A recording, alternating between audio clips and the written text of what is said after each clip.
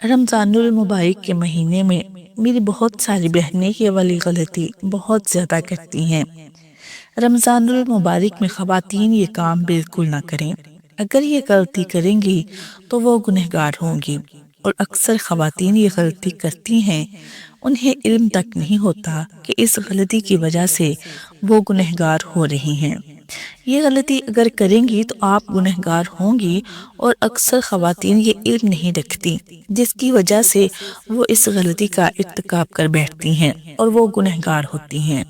تو اس رمضان آپ نے اس غلطی سے آپ نے کیسے بچنا ہے، اور وہ غلطی کیا ہے، آئیے جانتے ہیں۔ بسم اللہ الرحمن الرحیم۔ السلام علیکم ورحمۃ اللہ وبرکاتہ۔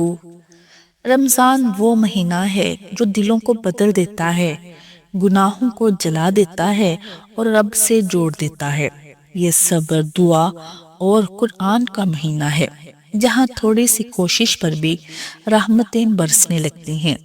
خوش نصیب ہیں وہ لوگ جو رمضان کو پا کر خود کو سنوار لیں۔ محترم ناظرین، ہر سال کی طرح اس سال بھی بہت ساری خواتین یہ غلطی ضرور کریں گی، اور جانے انجانے میں وہ ہر سال یہ گناہ کا کام کر بیٹھتی ہیں۔ لیکن آج کی اس ویڈیو میں آپ کو بتاؤں گی کہ وہ گناہ کا کام کیا ہے اور اس سے کیسے بچنا ہے، اور رمضان کی تمام برکتیں اور رحمتیں کیسے سمیٹنی ہیں۔ اللہ پاک کو راضی کرنا ہے اور اس کے فضل و کرم کو حاصل کرنا ہے۔ تو پیارے ناظرین، رمضان المبارک میں خواتین یہ کام بالکل نہ کریں۔ اگر یہ غلطی کریں گی تو وہ گنہگار ہوں گی، اور اکثر خواتین یہ غلطی کرتی ہیں، انہیں علم تک نہیں ہوتا کہ اس غلطی کی وجہ سے وہ گنہگار ہو رہی ہیں۔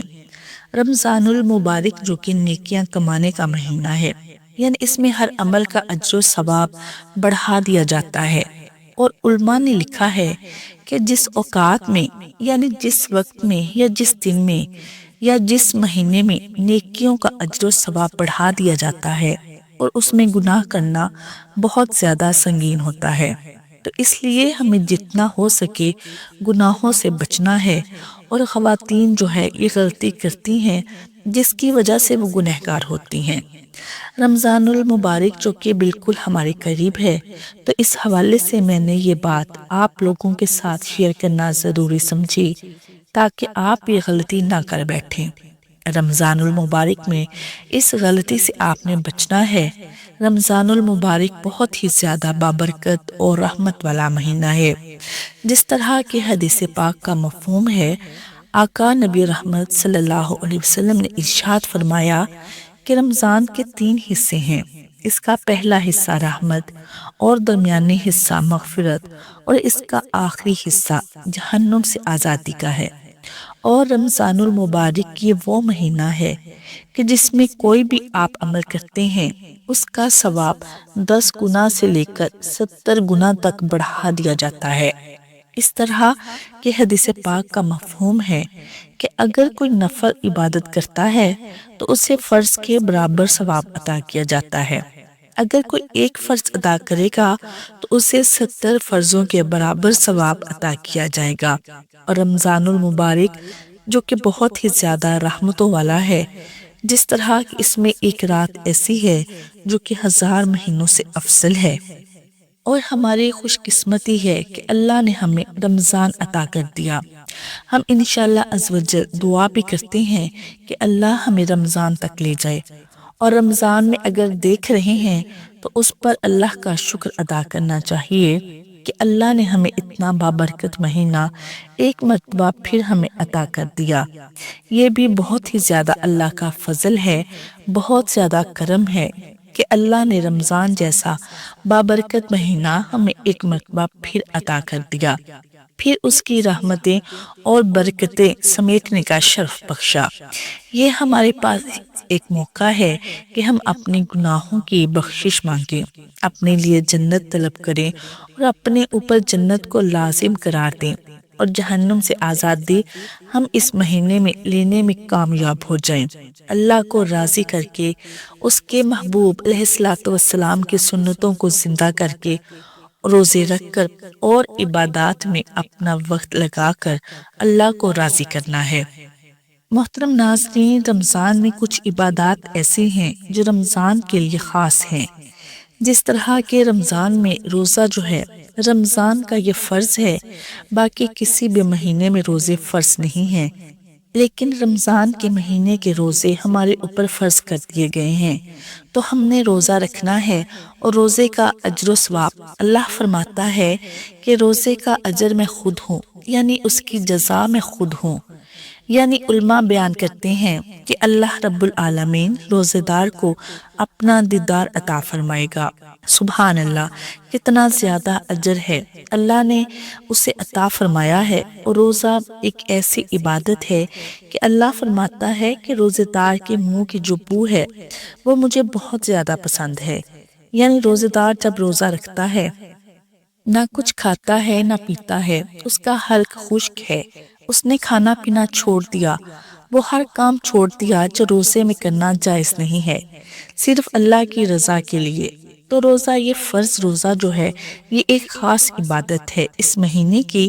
اس کے علاوہ کسی مہینے میں ہمارے اوپر روزے فرض نہیں۔ اسی طرح نماز تراویح ایک ایسی عبادت ہے جو کسی اور مہینے میں ہم ادا نہیں کرتے، لیکن رمضان المبارک کے مہینے میں تراویح ہم ادا کرتے ہیں۔ اس میں بہت ساری خواتین جو ہیں وہ غلطی کرتی ہیں۔ وہ غلط فہمی بعض خواتین میں یہی پائی جاتی ہے جس کی وجہ سے وہ گنہگار ہوتی ہیں۔ نماز تراویح سنت موقدہ ہے، یعنی بغیر کسی عذر کے اس کو ترک کر دینا یہ گناہ سے خالی نہیں ہے۔ یعنی جس طرح مردوں پر یہ نماز ادا کرنا سنت ہے، خواتین پر بھی یہ نماز ادا کرنا سنت موقدہ ہے۔ خواتین بھی اسی طرح نماز تراویح ادا کریں گی، لیکن یہاں پر اکثر خواتین یہ سمجھتی ہیں کہ تراویح کی نماز جو ہے وہ صرف مسجد میں ہی ادا ہوتی ہے اور یہ مردوں کے لیے لازم ہے، ہمارے اوپر تو یہ لازم ہے ہی نہیں۔ حالانکہ نماز تراویح جو ہے یہ سنت موقدہ ہے۔ جس طرح مرد جو ہے وہ مسجد میں جا کر نماز تراویح ادا کرتے ہیں، خواتین گھر پر نماز تراویح کا اہتمام کریں گی، یعنی وہ اکیلے تنہا نماز تراویح ادا کریں گی۔ ان پر بھی یہ نماز ادا کرنا سنت موقدہ ہے۔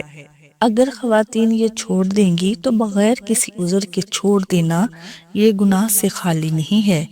تو اس لیے گنہگار ہونے سے بچنا چاہیے، اور ہمیں نماز تراویح جو ہے وہ میری بہنوں کو ضرور ادا کرنی چاہیے۔ پیارے ناظرین، جیسے روزہ ہو گیا، قرآن مجید کی تلاوت ہو گئی، نوافل ہو گئے، تہجد ہو گئی، وہ ہماری مس نہیں ہو رہی، لیکن نماز تراویح وہ ہم اس وجہ سے چھوڑ رہے ہیں کہ یہ ہمارے اوپر لازم نہیں ہے، یہ تو مردوں کے لیے ہے۔ اور بعض مرد جو یہ سمجھتے ہیں کہ جب تک قرآن پڑھا جا رہا ہے تب تک نماز تراویح ہے، یعنی جیسے ہی قرآن پاک مکمل ہوا، تراویح میں چاہے وہ 20 رمضان کو ہو جائے، 15 کو ہو جائے، یا پھر اسی طرح 25 رمضان کو، 27 کو ہو جائے، تو اگلی جو تراویح ہے وہ چھوڑ دیتے ہیں، کہتے ہیں کہ اب تو لازم نہیں ہے، قرآن ختم ہو گیا تو ہم اس طرح بھی نہیں کرنا۔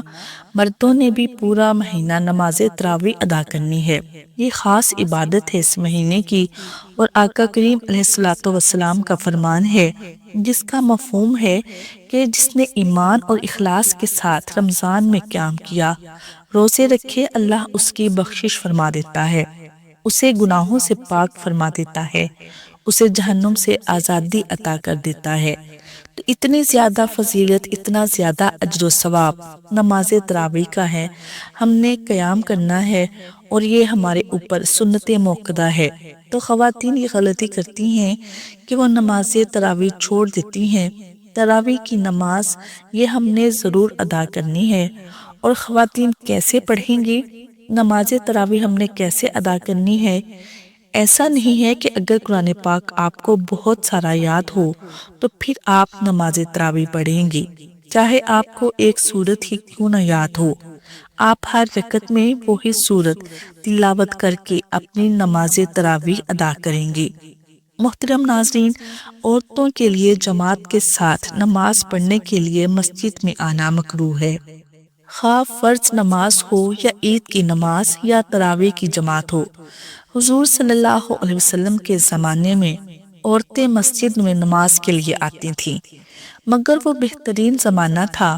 آپ صلی اللہ علیہ وسلم بنفس نفیس موجود تھے، وحی کا نزول ہوتا تھا، عورتوں کے لیے بھی علم، دین اور شریعت کے احکامات سیکھنا ضروری تھا۔ مزید یہ کہ آپ صلی اللہ علیہ وسلم کی مسجد میں نماز پڑھنے کا ثواب بھی عام مساجد سے کئی گنا زیادہ تھا، لیکن اس وقت بھی انہیں یہی حکم تھا کہ عمدہ لباس اور زیورات پہن کر نہ آئیں اور خوشبو لگا کر نہ آئیں۔ نماز ختم ہونے کے فوراً بعد مردوں سے پہلے واپس چلی جائیں، اور ان پابندیوں کے ساتھ اجازت کے بعد بھی آپ صلی اللہ علیہ وسلم نے ترغیب یہی دی کہ عورتوں کا گھر میں اور پھر گھر میں بھی اندر والے حصے میں نماز پڑھنا مسجد میں نماز پڑھنے سے افضل ہے۔ حضرت عائشہ رضی اللہ تعالی عنہا فرماتی ہیں کہ عورتوں کی جو حالت آج ہو گئی ہے، وہ حالت اگر حضور صلی اللہ علیہ وسلم کے زمانے میں ہوئی ہوتی تو آپ صلی اللہ علیہ وسلم عورتوں کو مسجد آنے سے منع فرما دیتے۔ یہ اس زمانے کی بات ہے کہ حضور صلی اللہ علیہ وسلم کے وصال کو زیادہ عرصہ بھی نہیں گزرا تھا، اس لیے موجودہ پرفتن دور جس میں فتنہ، فساد اور بے حیائی عام ہے، مرد و زن میں دینی بیزاری کا عنصر غالب ہے، عورتوں میں فیشن اور بند سور کر باہر نکلنے کا رواج ہے۔ ان حالات میں عورتوں کو مسجد میں آ کر جماعت کے ساتھ نماز پڑھنے کی اجازت نہیں، خواہ پردے کے ساتھ ہی کیوں نہ آئیں۔ عورتیں اپنے گھروں میں نماز ادا کریں، یہی ان کے لیے زیادہ اجر و ثواب کا باعث ہے۔ اس تفصیل سے واضح ہے کہ رمضان المبارک کے مہینے میں مساجد میں نہ تراویح کی جماعت کے لیے باقاعدہ عورتوں کے لیے جگہ مختص کرنا اور ان کو مسجد میں آنے کی ترغیب دینا اور اس عمل کی حوصلہ افزائی کرنا شرعاً درست نہیں ہے۔